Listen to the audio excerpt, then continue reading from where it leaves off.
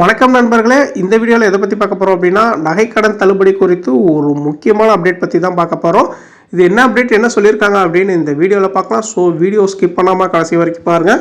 அதுக்கு முன்னாடி நீங்கள் நம்ம சேனலுக்கு புதுசாக வரீங்க அப்படின்னா மறக்காமல் சப்ஸ்கிரைப் பண்ணிவிடுங்க. அப்படியே பக்கத்தில் இருக்கக்கூடிய பெல் பட்டனை கிளிக் பண்ணிவிடுங்க.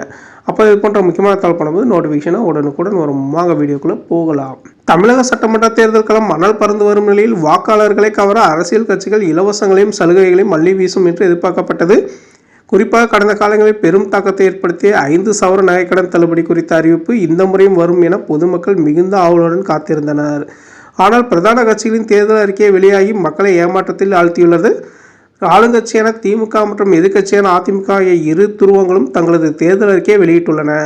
ஆனால் அவற்றில் நகைக்கடன் தள்ளுபடி தொடர்பான எந்த ஒரு வாக்குறுதியும் இடம்பெறவில்லை. இது கடன் சுமையில் இருப்பவர்களுக்கு பேரிடியாக அமைந்துள்ளது.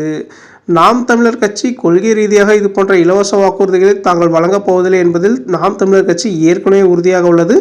மற்ற கட்சிகள் கைவிட்டுள்ள நிலையில் புதிய அரசியல் பேசும் விஜய் அவர்கள் தனது தேர்தல் அறிக்கையில் இதை பற்றி பேசுவார் என பலர் எதிர்பார்த்தனர். ஆனால் நேற்று வெளியான தாவேக அறிக்கையிலும் நகைக்கடன் தள்ளுபடி குறித்த அறிவிப்பு இடம்பெறவில்லை. தேர்தல் நேரத்தில் எப்படியும் தள்ளுபடி வரும் என்ற நம்பிக்கையோடு இருந்தோம். ஆனால் எந்த கட்சியுமே இதை கண்டுகொள்வது வருத்தமாக இருக்கிறது என இல்லத்தரசிகளும் சாமானிய மக்களும் வேதனை தெரிவிக்கின்றனர். பொருளாதார நெருக்கடியில் இருக்கும் தங்களுக்கு இந்த தள்ளுபடி ஒரு பெரிய ஊக்கமாக இருந்திருக்கும் என்பது அவர்களின் கருத்தாக உள்ளது.